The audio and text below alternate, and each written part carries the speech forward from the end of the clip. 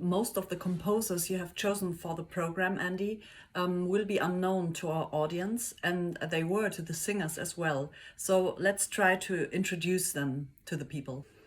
H.T. Burley was not only a composer, but a singer himself.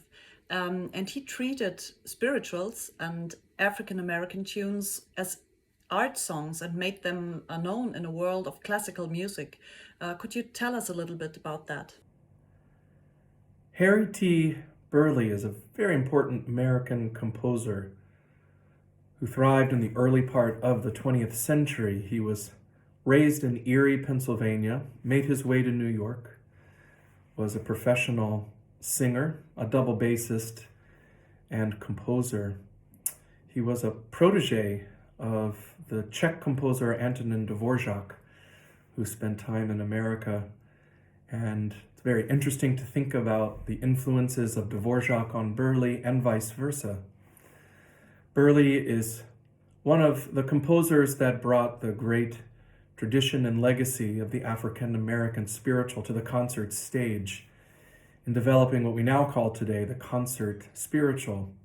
These are arrangements either for chorus or for solo voice. Burley did both.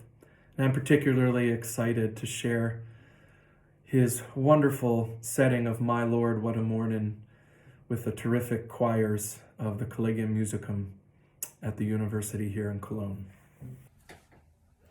There is an enormous amount of works by Canadian-American composer Robert Nathaniel Dett. He also spent 2 years of his education at Harvard, where you are teaching. And I wanted to ask you about the piece you chose for the concert, Don't Be Weary, Traveler, and if there's a special connection for you or for Harvard with this certain piece of music. R. Nathaniel Dett was born in Canada, made his way to the United States, where he studied at the Oberlin Conservatory of Music as well as the Eastman School of Music. He was an accomplished pianist and composer and conductor. Dett made his way also to Harvard University, where I teach. He was a special student around 1919, 1920. At the time, he was a faculty member at one of our historically Black colleges and universities, the Hampton Institute in Virginia. And while at Harvard, Dett really established himself as a star student, both with his research and writing as well as his musical compositions. Dett won 2 of our most prestigious awards at Harvard that we still award today. The Bowdoin Prize, which is a prize for literature, and the best student essay of the year. R. Nathaniel Dett wrote his prize-winning essay entitled The Emancipation of Negro Music, which is really an incredibly powerful statement that still applies today about how we can learn from this musical tradition, how we should approach it with rigor and with humility.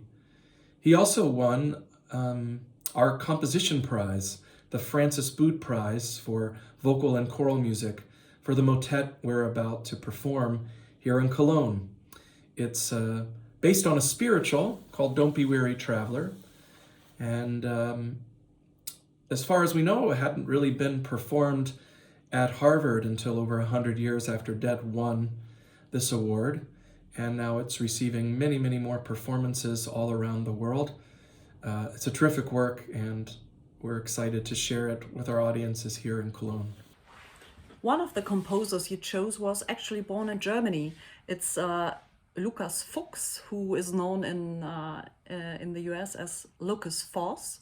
He emigrated 1933 with his family. And I think he's not very well known in Germany. You chose the works Psalms and are performing it with our choirs. What about Lucas Voss? Can you tell us about him? I'm really looking forward to sharing the music of one of my favorite American composers, Lucas Voss. We will be performing his choral work, Psalms, written in the early 1950s Foss's family immigrated from Berlin, first to France and then to the United States in the 1930s. And Lucas's music is wildly eclectic through his long career. This is a relatively early piece. It's one that shares both exuberance and wonder, a composer that is capturing an American spirit, but also a sense of German craft, I would say, as well. It feels meaningful to me to bring Lucas back to Germany in a way, only imagining what his family might have gone through and how difficult it may have been for him and other German immigrants to work in a new country while missing their homeland during that time. It's a remarkable work. Not sure if it's even been performed in Germany before, and looking forward to the opportunity to sing it for all of you. It's a great pleasure that you also choose three contemporary composers for the concert. Let's talk about them. Our program features three of my favorite contemporary American composers: Jocelyn Hagan, Trevor Weston, and Sean Kirshner. All three are quite active in our country, prolific composers of choral music in particular. And if someone off the street here in Germany or Europe would ask who are the American composers, particularly those writing exciting and fresh music for choirs, to get to know, these would be three at the top of my list. We're excited to perform these works. Trevor Weston's Ashes is really a threnody written in response to the catastrophic and tragic events of September 11th, 2001. Sean Kirshner's arrangements of Appalachian folk hymns have become a real favorite with our choirs in the United States, and he somehow captures the spirit of ecstasy and euphoria and spontaneity.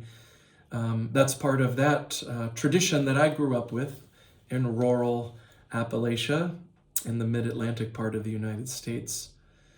And these are wonderful composers whose music I think has meant a lot to all of us preparing this concert, and excited for, again, the opportunity to share these fresh sounds with all of you. I very much like the poem by Sarah Teasdale that Jocelyn Hagan chose for To See the Sky. Is there a special interest in female poetry in her work? Composer Jocelyn Hagan, who's based in Minnesota, sets the poem To See the Sky by Sarah Teasdale. And I think that Jocelyn does a really incredible job of not only enhancing the vivid imagery of the poem, but capturing the way in which Sarah Teasdale is wrestling with despair. The poem really reminds us to look up at the stars, to stay rooted to the earth, and to really remember who we are, our essence, the joy, the play, the wonder that sometimes we lose in chaotic and frenetic lives of obligations and challenges and often turmoil and even catastrophe. It's an aspirational work. It is not in any way, I think, superficial, but rather captures so much of the complexity of life in the human psyche. And it's a great opportunity to bring together the beautiful art of two wonderful women creators in Jocelyn Hagan and Sarah Teasdale from many generations ago. Trevor Weston's Ashes was composed as a reaction to the events of 9/11. Can you tell us how he uses the impressions he had from that day in his music and how he pictures 9/11? Trevor Weston, who is from the New York area, who now lives in Brooklyn, set his piece Ashes, inspired by so much of the shocking imagery that we saw on our television sets in the moments and days after September 11th, 2001. Those people fleeing the site of the trade towers covered in ash. Trevor, even in his piece, creates this feeling of the towers themselves being built and then slowly falling to the ground. There's a moment in the work where we can even imagine, as we saw in those images so many years ago, the pieces of paper and debris floating from the sky back to the ground. It's a very, very powerful and in some ways chilling threnody, giving us an opportunity, I think, as music can, to process even the most unimaginable catastrophes and tragedies with deep grief and cries of pain, of shock, but ultimately, I think, a desire for peace and reconciliation as well. This is the first time this work has been performed in Germany. It's been performed in Spain about 20 years ago. I believe this is the second European performance, and I know it will certainly be a highlight of the program performed by the Kammerchor. Sean Kirshner, much as Dad or Burley, arranges folk songs for choirs. And I would like to know if these folk songs are present in the American everyday life, and if there is a tradition of communal singing today in the US. Although our country is relatively quite young compared to others, there's a really wonderful culture of singing in the United States, even as our country continues to change and evolve. By far, the number one art form in America by participation is choral music. There are over 300,000 choirs in the United States, and I think some 40 million people in America who sing in a vocal ensemble of one kind or another. And we do have our own folk music to draw upon, not only the greatest tradition of all, the African American tradition, but also the music of European immigrants, those folks in the 18th and 19th century who were creating a new culture, a new country, melding what they knew from their predecessors to new sounds, new ideas, and aspirations. And you really hear that in the folk song arrangements by Sean Kirshner. They're so exuberant, powerful, really kind of capturing the way in which music and folk music in particular has always been a vehicle for lifting our spirits and for building community.